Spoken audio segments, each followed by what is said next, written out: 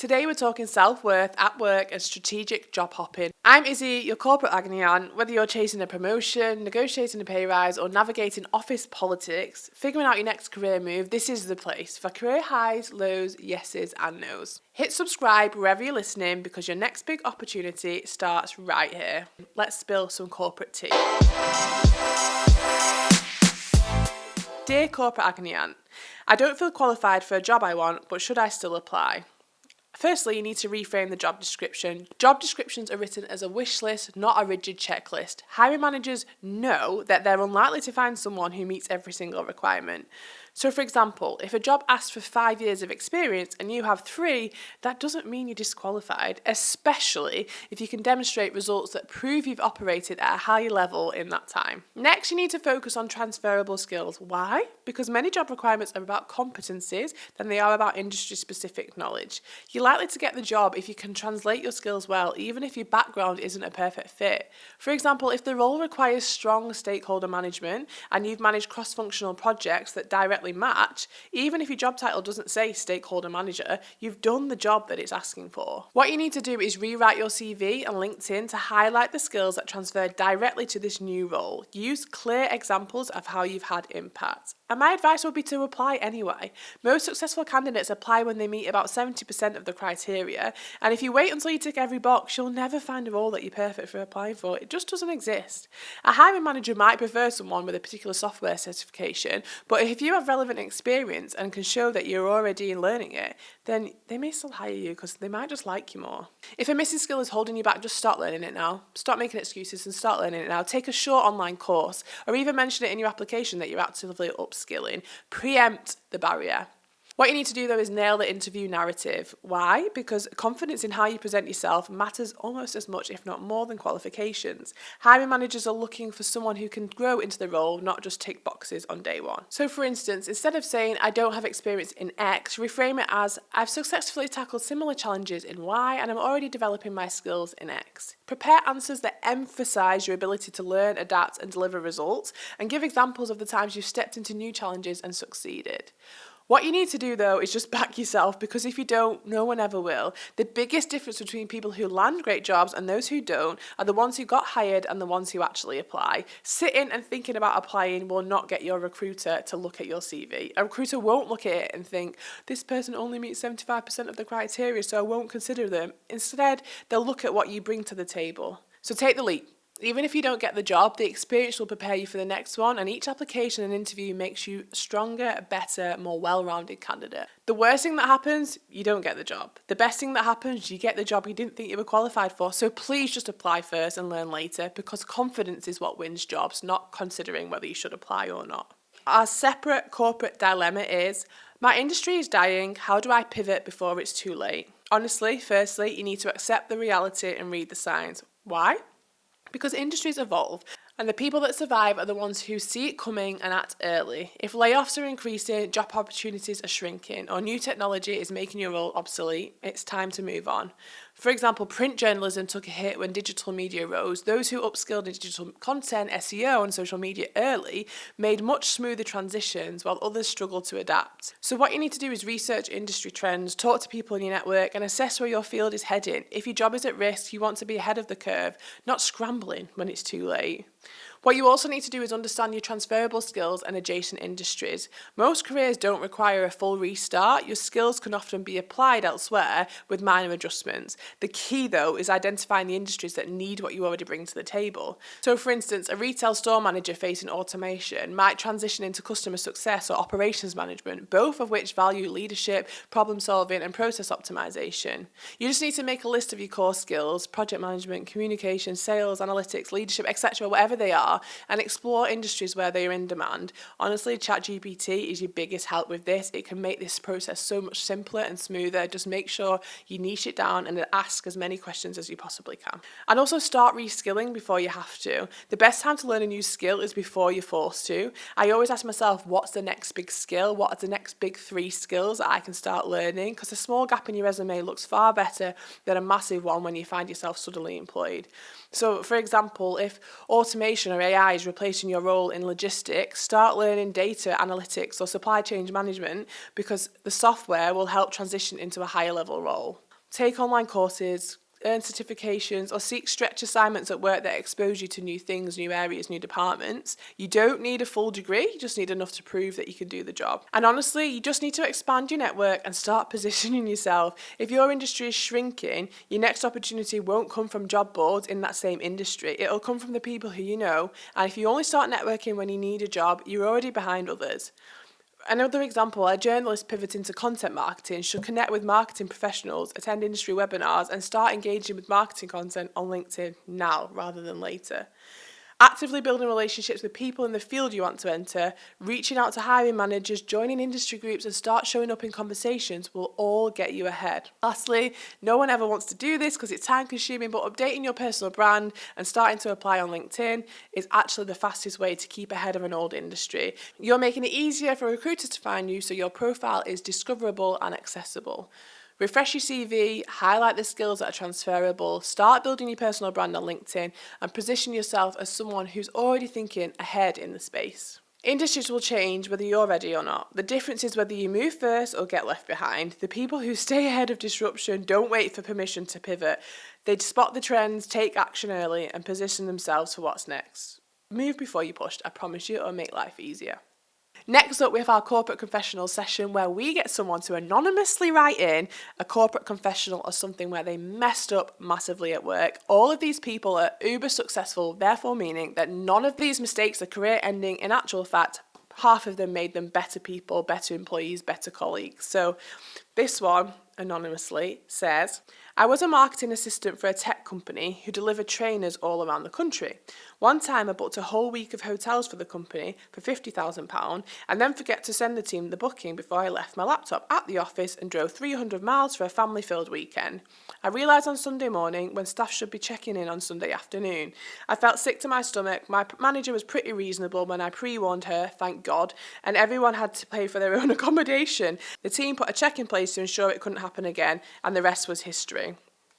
Honestly, again, she was really lucky to have quite a lenient boss, but there's always a way to fix things. Had she not told her boss when she found out what had happened, it probably would have created a much bigger problem. So being honest and owning up to those mistakes that you make as soon as you possibly can is the biggest difference between the impact the mistake makes and the accountability for the action thereafter. Next is our Interview Power Move Masterclass. Today we're talking about Applicant Tracking Systems, which I've realised most people don't know what they are, and I didn't really know until my recruiter friend told me that most CVs get sifted through by some software before they ever see human eyes, okay? So just because they don't pass the ATS scan means that they might not progress to the next stage. So you have to learn how to beat the system, and there's a few things that you can do to help try and navigate that.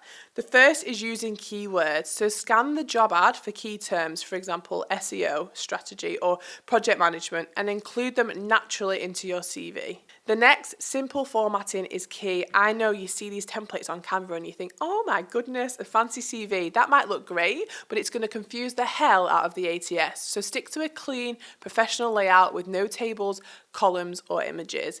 Next, you need to optimize your job titles and your skills section. If the job ad asks for content marketing manager, but your title is brand growth specialist, consider just adjusting it slightly. It's not lying, it's just artistic. Fix it. Your CV should be simple and keyword optimized and ATS friendly. Honestly, if you're applying for hundreds of jobs and you're getting an immediate automatic reaction, that means all of your applications are going through an ATS, and that probably means that they are not ATS optimized and they are too complex and it's not pulling up the buzzwords in the way that you need them to. A few more interview power moves for you to give a go. The first is role plays. How many times do you get into an interview and you find yourself answering a question for the very first time? That should not be the case. There are interview questions that you can prepare for, standard questions that will always come up in an interview, and if they don't come up, it's worth knowing them because it means you go into the room prepared and with your head held high. The best thing you can do is copy the job description and the interview scenario into ChatGPT and ask it to spit out 20 to 30 questions and scenarios, competency-based questions too, to help you prepare for an interview. That way you can role play answers in answer to the questions that ChatGPT puts forward, and you can practice them until you become happy with the content and the cadence of what you're delivering. Similarly, preparing standard questions every single time is an absolute must. What are your biggest strengths and weaknesses? You should always know that. What do you think you'll bring to the role in the first 6 months? You should always know that. And especially you should know the answer to the question that is, why are you looking to leave your current role? So many people get asked this and they absolutely blunder. They don't know what to say. They tell you everything about how much they hate their boss and how much they hate the colleagues, and really and truly they were underperforming, so they had to look for something else. No one wants to hear that. You need to practice your reason for leaving and have something that sounds constructive, positive, even if you've had a super negative experience. Something else that I always do when I'm practicing my role plays and my questions is I video myself. I do the video and then I do the video again and I do it again until I'm happy with the content that I've got. Once I do that, I watch the video back without sound and then I listen to the video back without watching it so that I can isolate how I'm speaking and also my body language separately. I tell myself one thing that I need to improve and one thing that I felt was really good, and then I work on it. If you don't put in the repetitions practice of practicing your interviews and your videos, you're never going to feel confident when you go into the room, because that's a pressure situation and you need to prepare for those. Do the reps, they will pay off. And a few little gimmicky things that I was taught about body language that have genuinely changed the game for me when it comes to confidence and feeling less embarrassed and cringy in an interview process. The first is bum squeezes. When you're sat down waiting for the interview to start, if you squeeze your bum cheeks for 10 seconds and release them and do the same thing 3 times over, your gluteus maximus is the biggest muscle in your body and it changes your circulation and blood flow around your body, meaning that all the blood is not rushing to your face and you're not feeling flustered while you're in the interview room. The second thing I do that's a physical body language thing is I go into the toilet just before the interview starts. I have a nervous wee and then I stand in the mirror with a hand on each hip and my feet shoulder width apart. That's called a power pose. There are so many studies about why that super power pose is so important. It does everything you need it to do about encouraging your own internal dialogue, your internal monologue about what you are capable of. Google it, do it, add it to your repertoire. And lastly, the teeth smile. I get a biro pen and I pop it between my teeth and I keep it in there for 60 seconds while I'm in the car or on the train before the interview starts, and it teaches your face how to smile and it forces you into a smile so that when you go into the room you can have that gotcha smile that captures everybody's attention. Please make sure at the end of every interview, when you're asked if you have any questions, you don't say, "No, nothing further from me." That is the worst opportunity, a big missed opportunity at a time when actually what you want to do is exhibit how engrossed and interested you are in the process. And furthermore, you're trying to interview that company as much as they're interviewing you. So you must go in with ideas of what you might be able to ask and preferably have a question that's reactive based on the answers that you were given during the session. Reminder, you've been shortlisted for a reason, so you better start acting like it. This is the part of the podcast where we answer your community questions, and producer Georgia presents me with a question that I've not heard yet. So let's see what she's got for us today. Okay, so the first question is, I have just been promoted to a manager, but I don't feel ready yet. How do I assert my authority amongst my team? I always say this, but if you weren't ready, you wouldn't have the opportunity, and therefore you are ready to be a manager. No one is the perfect manager. No one enters into management knowing everything there is to know, because really and truly management is always changing and evolving as are the teams and the context that we are part of. So firstly, get perfection out of your head. It is unachievable. Instead, focus on the things that you can control. One of the biggest things that I learned from a podcast years ago, I think is what they do at Slack, was when you join a new team, sit everybody down in a town hall and ask them to tell you what the non-negotiables are. What are the things that should not be changed, okay? They're the things that you are not going to try and tackle because they're the things that people hold dearly or love or work really well for the business. And then what you ask people is, what are the things that they absolutely would change if they could click their fingers right now? You ask them to prioritize them and you pick the top 3, and they're the things that you can be held to account for as a manager. So you say, look, there's 19 things on this list, but I'm going to focus on these top 3 and I'm going to update you on a monthly basis for the next 3 months. Once I've tackled them, we'll lean into the rest of the list, because once you show action and once you under-promise and over-deliver rather than the other way around, people buy into you straight away. And what's more, if you tackle those top 3 things that are bugging people, the remaining 16 on the list become significantly less important. And I'd argue you probably won't even end up having to face into them. That's step 1, a group team meeting.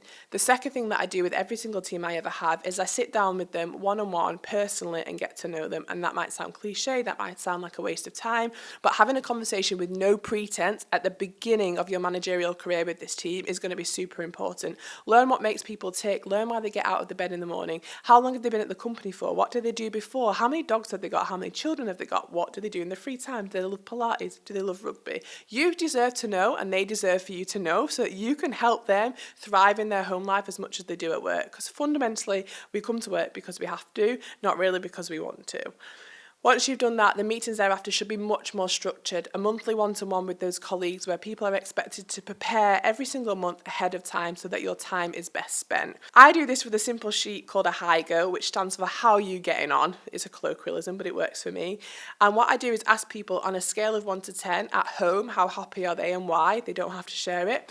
And then I ask them on a scale of 1 to 10 at work, how happy are they and why? Now, the reason I ask that is not to be invasive, to understand people's home life and personal lives.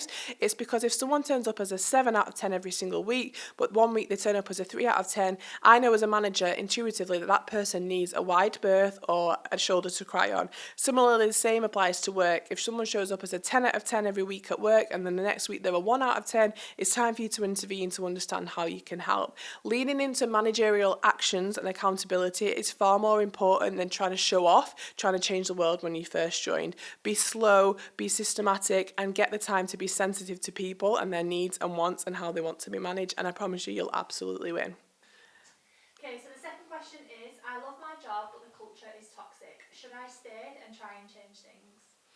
I love the ambition of your mindset of trying to change things because you like the job. My argument would be, unless you're the CEO or a senior strategic leader with equity and investment, you're not going to be able to leverage the change that you want to see. What's great though is that you found a job that you like, because liking a job description, liking what you do, what you contribute to, what your work is, what your life work is really a hard thing to uncover. So the fact that you found that is brilliant. Instead of trying to fix a broken culture, just spend your time finding one that works for you. Try and find a nice culture where the job that you really enjoy can be really done in an environment where you're empowered and encouraged and you feel emotionally secure and you enjoy the people around you. So you absolutely can try and change the culture, but I would say it's probably an uphill battle, and instead just take the time to carefully look for your next opportunity.